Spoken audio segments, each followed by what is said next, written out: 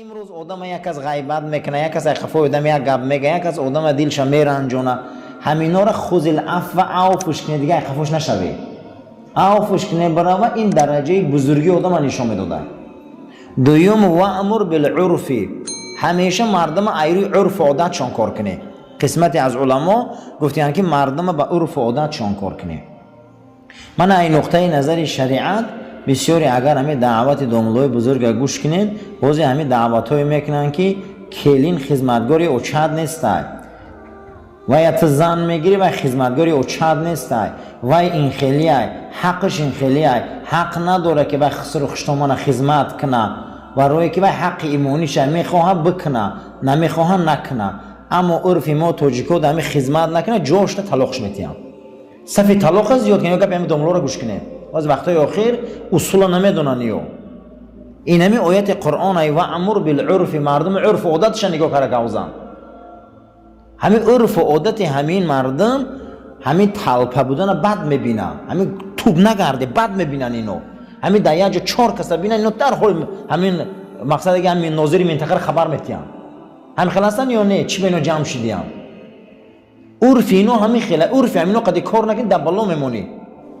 اما عرفی که در شریعت اجازته. امروز این نقطه نظری فرهنگ ما آسیایی میونه همین خدمتی خسر و خشتمان کلی نکنه، همش جواب میتیم. اگر این معویزه رو گوش کنی و خدمتی و واجبات ایمان نیست، من سوال میتیم که اگر خدمت خسر و خشتمان چخله میگه واجب سنت نیست، خیر ایمان خدمت نکنه مگر نیم هم مزنه کار سرتیم. این نمیشه اوخی، همین خیلی فتوا رو دادن در کار نیست. من پیغمبر نازنین قرآن میگه که و امر بالعرف، عرف عادت مردم قبول کن. من در عادت عرب زنا خوجینم، در عادت ما نمیشه اوخی. زن خوجین میکنه بیچاره در کوچه میمونه، یه روز میکنه، 2 روز میکنه، 1 سال میکنه. همین آدما رو دیدگی 4 گودن قدیمه بدرش میکنه، جانش نمیرسه. آخه عرف ما دیگه چیه؟ برای همین مردم عرفش قدی گپ بزنی. پیغمبر ما بسیار نازنینه. در مجموعه یک بار حساب کرده بودن در 65 جای قرآن خداوند عرف میبیاره. کلمه چی میآورده؟ عرفه. یک موی سفید 70 ساله بیا یک دختر 20 ساله را گیره، ایروی عرف درست میگیره؟ ایروی عرف نه که حلال، ایروی شریعت نکاح درسته، هیچ گپ نداره. مسافید 75 در رفته یک دختر 20 ساله را گیره، ایروی عرف. انا عرف شرعی را اگر نگاه کنی چی خیلی نکنه باشه حلاله، نکه هیچ گام نداره، نکاحش درست میشوه. نکه ایروی عرف میگه کار کنی. عرف و عادت ده کبوتر با کبوتر با هر کس همنشین خشگره خوبتر میشوه. جناب پیغمبر گفت فنکحوا بکرا، دختری بکری یا شگره چون وای بازی را دوست میداره. اگه 75 ساله مسابقه چی بازی میکنه؟ میام مراتب فکر کنم وای چی بازی میکنه دیگه، که وای بر وقت اگه عزرائیل پیش اومده. برای همین این اسلام ما میگه و امر بالعرف. ای پیغمبر عرف مردم نگاه کن، عنعنه مردم نگاه کن، عادت مردم نگاه کن. من خودم فکر کنیم امینه. بعد از این الله جل و اعرض عن الجاهلین، می آدم جاهل قدی بسیار گپ نزنه میگه وای حموق عقلش میگیره. آدم جاهل، آدم بی معنی قدی بسیار گپ نزنه. اعرض رو گردن، دور شوه آدم جاهل. آدمای بعد تاثیرشون آدم ده میرسه، دور گریزه میگه از آدمای بد.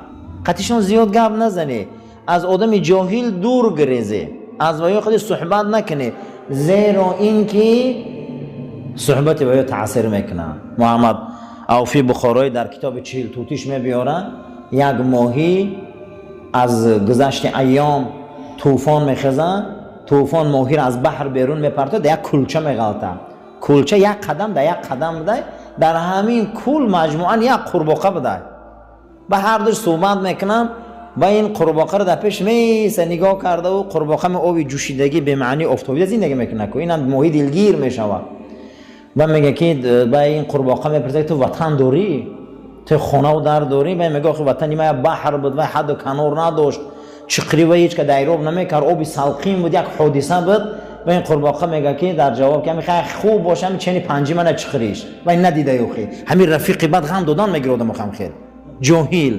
بعد مرور زمان میگه محمد اوفی بخاری که طوفان میخزه هر دوش بحر میبره میپرتویا، دیگه قورباغه بحر میبینه گنگ میشه.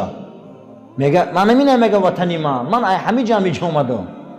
یعنی اینجا طبیعت انسانای برادرها، طبیعت یک خیلی انسان میدونی پیغمبر شب معراج کجا میروه، اما میبیارش خدا خطی ابوجهل امتحانش میکنه و روحی پیغمبر کجای پلید ابوجهل کجا، روحی پیغمبر کجای پلید ابولهب کجا، این روح نازنین این جسم خطی معراج میروه، این قدر محبوب خدا و اما قوم بدره که عرب امتحان میشه. همین خیلی برادرها شما گمان نکنی بعضی آدما همین خیلی اینا روحاشون بلنده تا بس گفتن خیلی زمان همین خیلی چیکار کنن بیچارا، چیکار کنن رنگ همین موهی قورباغه و دیگه قورباغه بحر میبینه و میگه که حرکت که و خیال کنه که بحر که این میگه چنی پنجه‌ای همین خیلی عقل جمع میگیره. برای همین واعرض عن الجاهلین، از آدم جاهل دور گریزه، آدم بی سوادی چی نیست، از آدمای جاهل دور گریزه. میگه جهل اونها دین شما را تاریک میکنه، آیین شما را تاریک میکنه، اخلاق شما را تاریک میکنه. از آدمای بلند مقام و با علم و با مدنیت شینه که شما مثل همونها پروازی شوید. اهمیت امی اخلاق بسیار سخت بوده برای انسان. ایروی اور وقال الله تبارک و تعالی، پروردگار در سوره قلم آیه 4 گفته بود است که و اینک لعلی خلق عظیم، پیغمبر اخلاقت معجزه، اخلاقت بسیار بزرگه. و قال نبی صلی الله علیه و سلم، روایت امام بیهقی در سنن الکبری بوده است، امام حاکم حدیث صحیح گفته بوده است، امام ذهبی هم صحیح گفته بوده است. جناب پیغمبر صلی الله علیه و سلم فرمودند انما بعثت لاتمم مکارم الاخلاق، من برای او پیغمبر شدم که شما را به اخلاق بزرگ برده رسانم، نه بوده که به نماز و روزه و حج و زکات علی، شما را به اخلاق کنم. من برای پیغمبر شدم که شما را انسان سازم، شما آدم شوی. گفتی همون صنایع بزرگ دلم میخواست آدم شوم اما نشدم. گمان نکنی همه آدم های برادرها برای آدم بودن بسیار محنت میکنی. من 9 علامتی اخلاق برای آدم شدن بزرگ یک کتابش آورده. سئلت عایشه رضی با واسطه اخلاق نیک تمام خیر و برکت در خاندان آدم میریخته است. خیر و برکت در داخل اخلاق نیک بوده. هر آدم اخلاق خوب داشته است پروردگار در خاندان او فیض و برکت میداده. قال نبی صلی الله علیه و سلم، جناب پیغمبر صلی الله علیه و سلم گفتند، حدیث امام مسلم روایت کرده است، البر حسن الخلق، پیغمبر خدا گفتند که تمام نیکی ها در اخلاق نیک است. تمام نیکی ها در اخلاق چی بوده است؟ نیک، در تربیت درست. 8 از علامت های اخلاق برکتش در خاندان همین بوده است که الخلق الحسن و اخلاق نیک هو وصیت رسول الله صلی الله علیه و سلم الی جمیع المسلمین. اخلاق نیک این وصیت رسول اکرم بوده است صلی الله علیه و سلم برای هر یک فرد مسلمان. این وصیت حضرت محمد مصطفی بوده صلی الله علیه و سلم. فقد اوصى به معاذ بن جبل حينما بعثه الى اليمن واليا. پیغمبر خدا وقت معاذ بن جبل حضرت رئیس سود عالی یمن روی کردن، یعنی قاضی رویشان کردن، حضرت وصیت شان کردن که و بسیار وصیت دراز کردن. بعد از او همین گپ گفتن. حدیث ترمذی روایت کرده که بوده است، حدیث امام ترمذی صحیح گفته بوده است. پیغمبر خدا بسیار وصیت دراز کردن و گفتن و خالق الناس بخلق حسنین، تو مردم همون وقت اداره کرده میتونه که اخلاق نیک داشته باشی. آدم با واسطه چی اداره کرده میشه است؟ اخلاق نیک. حالی بسیار ایجاد دشنام میتیم، حقارت میکنیم، صدا میکنیم، بلند میکنیم که ما گمان نکنیم آدمای خوبیم. ما هیچی نیستیم در پیشی او. همین چگونه که قطعش یک گربه و سگ میبره که همین آدمای دشنام میدادگی و دغل رفتار میکردگی در نظر بسیاری همین را که سگاش هم میتوان.